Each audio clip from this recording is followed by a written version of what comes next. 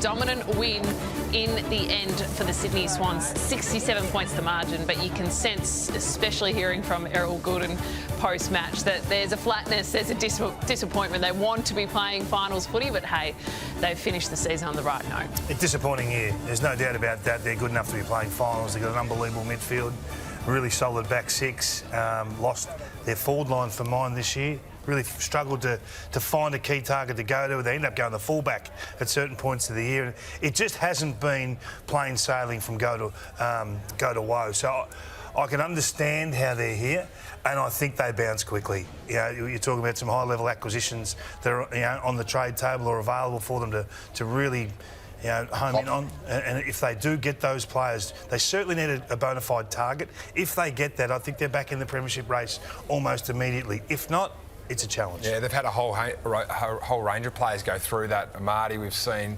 McLean there tonight. Young Jack Buller's been playing there as well. Obviously, Logan McDonald as well hasn't played a lot of footy this year too. So they have got options there, but I'm of the firm belief that the Swans need to go and get a big superstar forward. They've been able to do it in the past. They've been able to attract that big name along, and for them to be a bona fide contender again, that midfield needs someone to kick it to. So who, Jay? You've mentioned Charlie Curnow. Who are the targets? Yeah, I think he's 1A on the bar. So I think the exit interviews at Carlton and Sydney start after the weekend, doesn't it? So I think it could happen pretty quickly. I think the conversations between Charlie and Carlton will be really interesting, and the information suggests that he's open to a change. You think about what Sydney have acquired in the past with Lockett and Franklin and Hall and these types. They know the big forwards really work for them, and then that gives them flexibility potentially to swing someone back.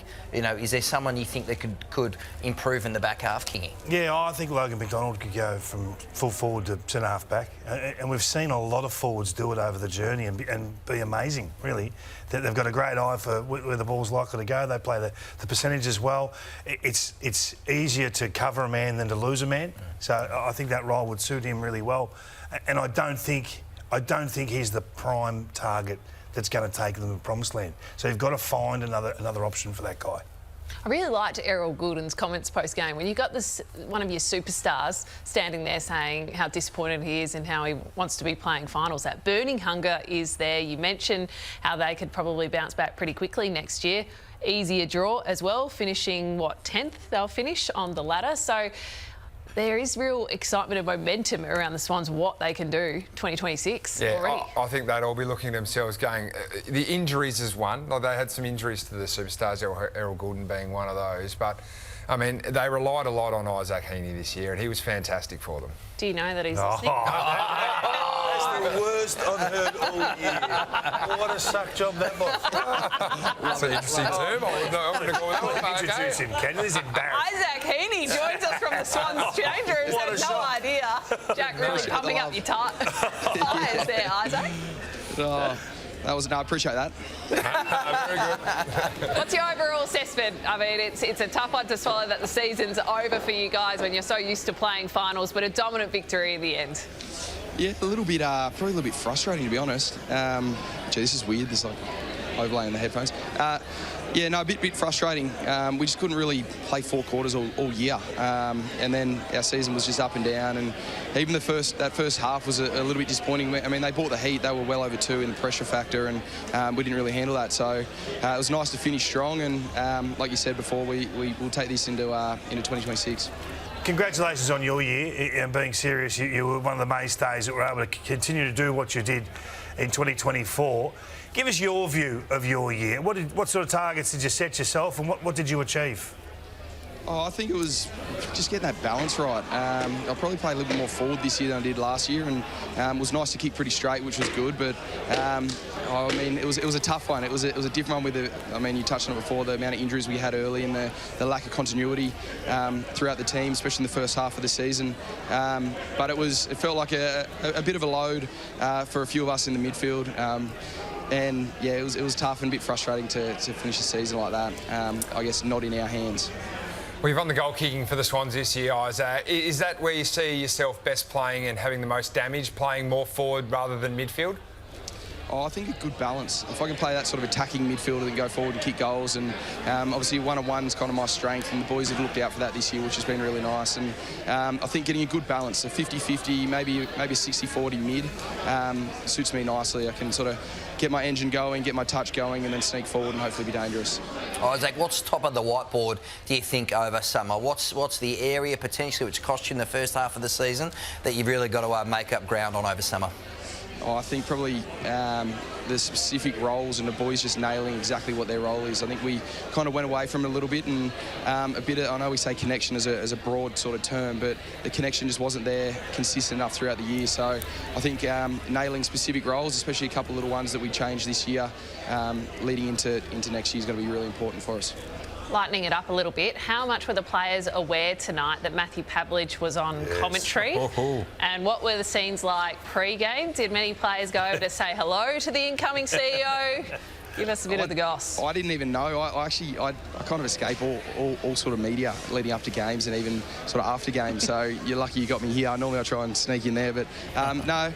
He's going to be amazing for us. He's already touched base, about a week or two ago, and he sounds like an amazing person. He's going to take over Hale's role very nicely. So looking forward to work with him really closely. And he seems like a ripping fella. I didn't know he was on the commentary panel though. So no, he was on, and glowing of the Swans, certainly the second half. Isaac, I want to ask you about your coach Dean Cox, first year under the helm. What's the differences you've noticed between him and John Longmire, and how have you assessed Dean's first year? I love him. I think as a bloke, he's one of the best blokes you'll meet. His connection with the players and what he does individually and the time he puts into the club this year has been second to none. Obviously, Horse was unbelievable that as well, and I think he's very similar to Horse to a certain degree. But I think the way he interacts with each player on that sort of deeper level is something that I've really enjoyed this year with him. Footy trip, Isaac. What are the plans? Get the good stuff. Good question. I might, a few of the boys are going to South America and then a couple going to Queenstown. So I haven't booked anything at the moment, but I might seek there, and then I'll seek to French Polynesia with the misses. So should be good off season. You can work out the salary cap pretty quick. The guys that are getting stacks are happy to book late. These fellas overtaking me. Who's taking you? Errol. Errol, is he organising the footy trip? Is he the one that gets things in tune? No, he's on the big bucks, so I was saying. I don't believe that for a minute. We got the rich list coming out soon. How much exactly? Be flat if you're not in the top 5, I reckon. What does the off-season look like? What do you do now? Do you detrain, or you lighten your load for how long? What do you normally do? I guess you look at it in a positive light in terms that we've got a bit of a longer one.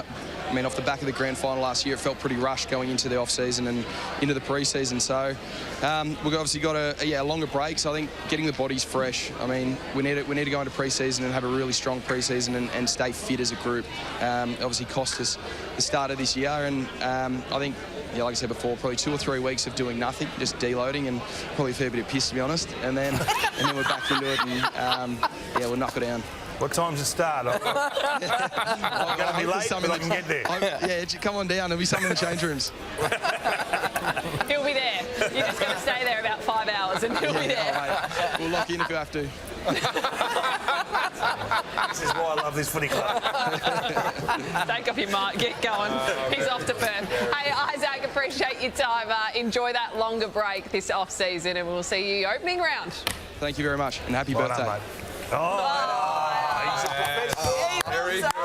Very good. There is something about that, though, in terms of going all the way into grand final last year, just playing an extra month. There's Pav down there shaking hands. And we just need the camera on Pav for the next 5 minutes. Solo, don't which we? players go up to him. Yeah. But playing a whole month of extra footy and then coming on to, obviously, now having a shortened break, they can cash in on that. Some players that have played a lot of footy for that extra month. True, you forget about that, don't you? It's sort of load that builds up. That stings. It stings because you've got to sit there for a month and watch every other team that you feel in your own mind or in your own heart that you were better than. On teams they've beaten coming home as well. They beat Brisbane only a few weeks ago. They played in the grand final last year, and they know that we're better than them.